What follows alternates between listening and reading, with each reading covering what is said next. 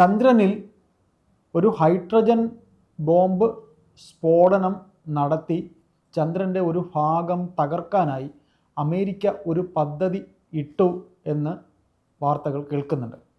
എന്താണ് അങ്ങനെ ഒരു പദ്ധതി അമേരിക്ക ഇട്ടിട്ടുണ്ടോ? എന്താണ് അങ്ങനെ ആ പദ്ധതി ഇടാൻ കാരണം? ഇത് കുറച്ച് പഴയ ഒരു കഥയാണ്. 1950കളിൽ രണ്ടാം ലോക മഹായുദ്ധം കഴിഞ്ഞതിന് ശേഷം അമേരിക്കയും സോവിയറ്റ് യൂണിയനും തമ്മിൽ ശീതയുദ്ധം തുടങ്ങിയ സമയം സാങ്കേതിക രംഗത്തും സാമ്പത്തിക രംഗത്തും വിദേശ നയതന്ത്ര മേഖലകളിലൊക്കെ പരസ്പരം പോരടിക്കുന്ന കിടമത്സരം എന്ന് വേണമെങ്കിൽ പറയാം. അത്തരത്തിലുള്ള സമയത്ത് ഇത് മത്സരം മൂർച്ഛിച്ച് അവസാനം അത് ബഹിരാകാശ രംഗത്തേക്ക് വരെ എത്തി. അപ്പോ സാമ്പത്തികമായും സാങ്കേതികമായിട്ടും രണ്ടുപേരും തമ്മിൽ കട്ടക്ക് നിന്ന് പോരാടുകയാണ്. അപ്പൊ സാങ്കേതിക വശം നോക്കുമ്പോൾ അമേരിക്കയെക്കാൾ ഒരു പടിക്ക് മുമ്പിലാണ് അന്നത്തെ സോവിയറ്റ് യൂണിയൻ, ഇന്നത്തെ റഷ്യ എന്ന് പറയേണ്ടി വരും. കാരണം അവരുടെ ആദ്യത്തെ കൃത്രിമ ഉപഗ്രഹം അത് റഷ്യ നിർമ്മിച്ചതാണ്. സ്പുട്നിക് 1 എന്ന് പറയുന്ന ഉപഗ്രഹം അത് 1957 ഒക്ടോബർ 4 സ്പുട്നിക് 1 റഷ്യ ഭ്രമണപഥത്തിൽ എത്തിച്ചതോടുകൂടി അമേരിക്കയ്ക്ക് ഉറക്കമില്ലാത്ത രാത്രികളാണ്. കാരണം അവരുടെ അഭിമാനം ചോദ്യം ചെയ്യപ്പെട്ടു. റഷ്യ ഇതുവരെ നേടാത്ത ഒരു നേട്ടത്തിലേക്ക് അവരെത്തി. ഈ സ്പുട്നിക് 1 എന്ന് പറയുന്നത് അത്ര വലിയ ഒരു സാറ്റലൈറ്റ് എന്നും നമുക്ക് പറയാനൊക്കില്ല. നമ്മുടെ ലോവർ എർത്ത് ഓർബിറ്റ് ഉണ്ടല്ലോ, ഭൂമിയിൽ നിന്ന് ഏറ്റവും തൊട്ടടുത്തുള്ള ബഹിരാകാശ മേഖല, അവിടേക്കാണ് ഈ സ്പുട്നിക് 1 വിക്ഷേപിച്ചത്.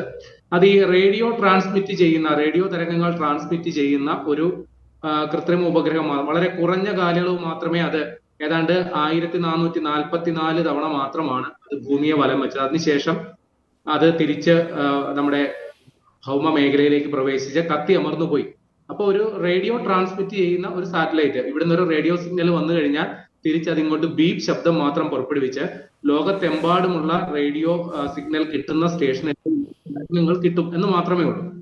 അപ്പൊ ഇതുകൊണ്ട് അവരുദ്ദേശിച്ചത് ഈ ബഹിരാകാശ മേഖലകളെ കുറിച്ച് കൃത്യമായ ഒരു പഠനം നടത്താൻ ഉള്ള സാധ്യത ഈ സ്പുട്നിക് 1 കിട്ടി.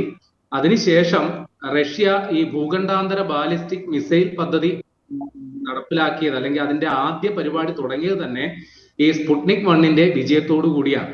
അപ്പൊ ഈ സ്പുട്നിക് 1 അമേരിക്കയ്ക്ക് വലിയ വെല്ലുവിളിയായി. അപ്പൊ ഇവരെ മറികടക്കാൻ എന്താണ് മാർഗം? അമേരിക്ക അന്ന് നാസ ആരംഭിച്ചിട്ട് പോലുമില്ല. അപ്പൊ ഈ റഷ്യ ഇമാതിരി പരിപാടി ചെയ്തതിന്റെ തൊട്ടടുത്ത് തന്നെ എത്രയും പെട്ടെന്ന് ഇവരെ മറികടക്കാനായിട്ട് ഏജൻസി, ഇത്തരം കാര്യങ്ങൾ നടത്താൻ വേണ്ടിയിട്ട് ഏജൻസി വേണം എന്ന് പറഞ്ഞുകൊണ്ടാണ് ഏതാണ്ട് 58 മറ്റോ നാസ എന്ന് പറയുന്ന സ്പേസ് ഏജൻസി അമേരിക്ക ആരംഭിച്ചത് പോലും. അപ്പൊ ഇവർക്ക് ഈ റഷ്യയെ ഒന്ന് ഞെട്ടിക്കണം. അങ്ങനെയാണെങ്കിൽ എന്താണ് വഴി? അവരവരുടെ ശാസ്ത്രജ്ഞരെയൊക്കെ വിളിച്ചു കൂട്ടി. അപ്പൊ പലരും തല പുകഞ്ഞ് ആലോചിച്ചു. അപ്പോ അവരുടെ മുമ്പിലുള്ള വെല്ലുവിളി, ആദ്യം റഷ്യ ബഹിരാകാശത്തേക്ക് ഒരു സാറ്റലൈറ്റ് അയച്ചു. വലിയ താമസമില്ലാതെ ചന്ദ്രനിൽ മനുഷ്യനെ ഇറക്കാനായിട്ട് റഷ്യ പദ്ധതി ഇടുന്നു. ഇതാണ് ഇവരുടെ മുമ്പിലുള്ള വെല്ലുവിളി. അപ്പൊ അതിനെ മറികടക്കാൻ എന്താണ് മാർഗം? അപ്പൊ അവരെത്തുന്നതിന് മുമ്പ് നമുക്ക് മനുഷ്യരെ എത്തിച്ചാലോ എന്നൊരു ആലോചന അമേരിക്കക്കാർക്കുണ്ട്. പക്ഷേ അത് അത്ര പെട്ടെന്ന് നടപടിയുള്ള കാര്യമല്ല. കാരണം അതിനുവേണ്ടി ഒരുപാട് തയ്യാറെടുപ്പുകൾ നടത്തേണ്ടതുണ്ട്, ഒരു പേടകം ഒരുക്കേണ്ടതുണ്ട്, അതിന്റെ ആവശ്യമായ സാങ്കേതിക വിദ്യ ആർജിക്കേണ്ടതുണ്ട്. അത്ര പെട്ടെന്ന് നടപടിയുള്ള കാര്യമൊന്നുമല്ല. അപ്പൊ റഷ്യയെ അവിടെ ചന്ദ്രനിൽ മനുഷ്യനെ കാലിറക്കണമെങ്കിൽ ആദ്യം ചന്ദ്രൻ അവിടെ ഉണ്ടായിട്ട് വേണ്ടേ എന്നൊരു ചിന്ത ഏതോ ഒരുത്തന്റെ പൊട്ട മനസ്സിൽ ഉണ്ടായി എന്നാണ് മനസ്സിലാക്കേണ്ടത്. അങ്ങനെ അവര് നിർദ്ദേശിച്ച ഒരു ദൗത്യമാണ് ഈ ചന്ദ്രനിൽ ഒരു വലിയ ഒരു സ്ഫോടനം നടത്തുക, ഒരു ആറ്റം ബോംബ് ഇടുക, അല്ലെങ്കിൽ വേണ്ട ആറ്റം ബോംബിനേക്കാൾ തീവ്രതയുള്ള ഒരു ഹൈഡ്രജൻ ബോംബ് സ്ഫോടനം ചന്ദ്രനിൽ നടത്തുക. അത് ചന്ദ്രനിൽ നടത്തി അവിടെ ഭീമാകാരമായ ഒരു കുഴി ഉണ്ടാക്കുക. ആ കുഴി ഭൂമിയിൽ നിന്ന് നോക്കിയാൽ കാണാൻ പറ്റണം.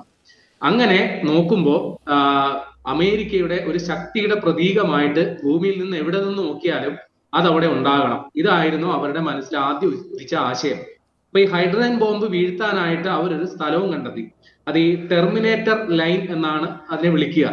മനസ്സിലാകുന്ന ഭാഷയിൽ പറഞ്ഞാൽ, നമ്മൾ ഭൂമിയിൽ നിന്ന് നോക്കുമ്പോൾ ഈ ചന്ദ്രന്റെ പ്രകാശവും അന്ധകാരവും തമ്മിൽ സംഗമിക്കുന്ന ഒരു നേർത്ത വരയുണ്ടാവുമല്ലോ. അതായത് നമ്മുടെ ഭൂമിയിൽ നിന്ന് നോക്കുമ്പോൾ തെളിച്ചമുള്ള ആ ഒരു പ്രദേശം, അത് കഴിഞ്ഞാൽ പിന്നെ ഇരുട്ട്. അപ്പൊ ആ ഭാഗത്തൊരു കുഴി ഉണ്ടാക്കിയാൽ തീർച്ചയായിട്ടും അവിടെ നിന്ന് ഈ മോതിരത്തിൽ വജ്രം ഘടിപ്പിച്ചതുപോലെ, ഒരു ടോർച്ച് ലൈറ്റ് തെളിച്ചതുപോലെ ആ കുഴിയിൽ കൂടി കുറെ കൂടി പ്രകാശം ഭൂമിയിലേക്ക് പ്രവഹിക്കും. അപ്പൊ അത് അമേരിക്കയുടെ ഏറ്റവും വലിയ, അതായത് ഏത് യുദ്ധം ഉണ്ടായാലും ഏതൊരു പ്രതിസന്ധി ഉണ്ടായാലും അമേരിക്ക ഏറ്റവും മുൻപന്തിയിൽ ഉണ്ടാകും എന്നൊരു ഒരു പ്രതീതി സൃഷ്ടിക്കും എന്നാണ് ഇവർ കരുതിയത്. അപ്പൊ ഇതിനു വേണ്ടിയിട്ട് ലെണോർഡ് റീഫിൽ എന്ന് പറയുന്ന ഒരു ശാസ്ത്രജ്ഞൻ നമ്മുടെ അമേരിക്കയുടെ വ്യോമസേനയുമായിട്ട് കൈകോർത്തു. അങ്ങനെ 1958 മെയ് 1959 ജനുവരി കാലയളവിൽ ഇതിനു വേണ്ടിയിട്ട് ഒരു പദ്ധതി റിപ്പോർട്ട് വരെ തയ്യാറാക്കി. അവിടെ ഒരു ഹൈഡ്രജൻ ബോംബ് ഇട്ടാൽ എന്തൊക്കെയാണ് അതിന്റെ സാധ്യത, എത്രത്തോളം അത് വിജയകരമാകും എന്നതിനെ കുറിച്ചുള്ള വിശദമായ പഠന റിപ്പോർട്ടാണ് ഇദ്ദേഹം തയ്യാറാക്കിയത്. അപ്പോ ഈ ബോംബ് എന്ന് പറയുന്നത് അമേരിക്കൻ സേനയുടെ കൈവശം ഇരിക്കുന്നതാണ്. അപ്പൊ അതില് ഏതോ ബുദ്ധിയുള്ള ഒരുത്തൻ അവനൊരു ചിന്ത പോയി, ഈ നമ്മുടെ ചന്ദ്രനിൽ ഇമാതിരി ഒരു സ്ഫോടനം നടത്തിയാൽ അതിന്റെ ഏതെങ്കിലും തരത്തിലുള്ള പരിണിത ഫലം അത് ഭൂമിക്കും ഏറ്റുവാങ്ങേണ്ടി വരുമോ എന്ന ഒരു ചിന്ത ആർക്കോ തോന്നി. അങ്ങനെയാണ് ഈ പദ്ധതി ഉപേക്ഷിക്കപ്പെട്ടത്. കാരണം തീർച്ചയായിട്ടും അവിടെ ഇത്രയും വലിയ സ്ഫോടനം ഉണ്ടാക്കിയാൽ ഉറപ്പായിട്ടും അതിന്റെ ഈ അവശിഷ്ടങ്ങൾ അത് അന്തരീക്ഷത്തിൽ പടരും. അതിന്റെ നല്ലൊരു വിഹിതം നമ്മുടെ ഭൂമിയുടെ ഉപരിതലത്തിൽ വന്ന് പതിക്കും എന്ന് നമ്മൾ മനസ്സിലാക്കണം. അതൊരു പക്ഷേ ഭൂമിയില് നമുക്ക് ചിന്തിക്കാനാവാത്ത പ്രത്യാഘാതങ്ങൾ ഉണ്ടാക്കിയേക്കാം. ഒരുപക്ഷെ അമേരിക്ക നേരത്തെ ഹിരോഷിമയിലും നാഗസാക്കിയിലും ആറ്റം ബോംബ് വിട്ടതിനേക്കാൾ ഭീകരമായ അവസ്ഥ ഇതുമൂലം ഉണ്ടായേക്കാം എന്നുള്ളൊരു ചിന്ത അവിടെ വന്നു. അപ്പൊ ഈ ഒരു ചിന്ത വന്നതോടുകൂടി അമേരിക്ക ആ പദ്ധതിയൊക്കെ മാറ്റിവെച്ചിട്ട് ഈ റഷ്യയെ മറികടക്കാൻ മറ്റ് സാധ്യതകൾ അവിടെ ആദ്യമായിട്ടും മനുഷ്യനെ ഇറക്കാനായിട്ടുള്ള പരിപാടികളിലേക്ക് അമേരിക്ക പോയി എന്നുള്ളതാണ്. അങ്ങനെ അവരുടെ ആ ദൗത്യം അപ്പോളോ 11 1969 ജൂലൈ 20 സാക്ഷാത്കരിച്ചു. ഏതാണ്ട് 21.5 മണിക്കൂർ ചന്ദ്രനിൽ ചെലവഴിച്ച അമേരിക്കൻ സംഘം ജൂലൈ 24 മടങ്ങിയെത്തി. അപ്പൊ ഇതോടുകൂടിയാണ് അമേരിക്കയ്ക്ക് ഈ ബഹിരാകാശ മേഖലയിൽ അവരുടെ ഒരു മേധാവിത്വം സ്ഥാപിക്കപ്പെട്ടത്. അതിനു മുമ്പ് ഈ ചന്ദ്രനിൽ മനുഷ്യനെ ഇറക്കുന്നതിന് മുമ്പ് ആരാണ് ഏറ്റവും മികച്ചവർ എന്ന ചോദ്യത്തിന് ഒരേ ഒരു ഉത്തരമേ ഉണ്ടായിരുന്നുള്ളൂ, അത് ഇതായിരുന്നു, സോവിയറ്റ് യൂണിയൻ ആയിരുന്നു. പക്ഷെ ചന്ദ്രനിൽ മനുഷ്യനെ ഇറക്കിയതോടുകൂടി ഇവർ തമ്മിലുള്ള ഒരു കിടമത്സരം അത് തീവ്രമായി. ഒരു പക്ഷെ ആ മത്സരത്തിൽ മുൻപന്തിയിലെത്താൻ അമേരിക്കയെ അല്ലെങ്കിൽ നാസയെ പ്രാപ്തമാക്കുകയും ചെയ്തു. ഏതായാലും ചന്ദ്രനിൽ അങ്ങനെ ഒരു സ്ഫോടനം നടത്തുക എന്ന് പറയുന്നത് ഒരു പക്ഷേ നടത്തിയിരുന്നെങ്കിൽ അത് ഏറ്റവും വലിയൊരു മണ്ടത്തരമാകും എന്നുള്ളത് തന്നെ പറയാം. രണ്ട് സാധ്യതകളുണ്ട്. ഒന്ന്, ചന്ദ്രൻ ചിലപ്പോൾ ആഘാതത്തിൽ അത് മുറിഞ്ഞു പാളികളായി പോകാനുള്ള സാധ്യത നമുക്ക് തള്ളിക്കളയാനാവില്ല. കൂടാതെ അവിടെ ഈ സ്ഫോടനം മൂലം ഉണ്ടാകാൻ സാധ്യതയുള്ള ഭൗമ മാലിന്യങ്ങൾ അല്ലെങ്കിൽ അന്തരീക്ഷത്തിൽ പടരാൻ സാധ്യതയുള്ള പൊടിയും അതടക്കമുള്ള നല്ലൊരു ശതമാനം നമ്മുടെ ഭൂമിയെ ലക്ഷ്യമാക്കി വരിക തന്നെ ചെയ്യും എന്നുള്ളത് ഉറപ്പാണ്. ഏതായാലും അങ്ങനെ ഒരു മണ്ടൻ ആശയം അമേരിക്ക വേണ്ടെന്ന് വെച്ചു എന്നുള്ളതാണ് മനസ്സിലാക്കേണ്ടത്. ഏതായാലും ഇങ്ങനൊരു സംഗതി അത് അമേരിക്ക രഹസ്യമാക്കി വെച്ചിരുന്ന അവരുടെ ടോപ്പ് സീക്രട്ട് പ്രൊജക്ടുകളിൽ ഒന്നായിരുന്നു. ഇപ്പോ വീണ്ടും അപ്പോളോ ദൗത്യങ്ങൾ പൂർത്തിയാക്കിയ ശേഷം വീണ്ടും അമേരിക്ക മനുഷ്യനെ ചന്ദ്രനിലേക്ക് അയക്കാനായിട്ടുള്ള തയ്യാറെടുപ്പ് നടത്തുകയാണ്. അതിനിപ്പോ അമേരിക്കയെ പ്രേരിപ്പിക്കുന്നത് ചൈന അവിടെ മനുഷ്യരെ ചന്ദ്രനിൽ ഇറക്കാനായിട്ടുള്ള പദ്ധതികളുമായിട്ട് മുമ്പോട്ട് പോകുന്നു.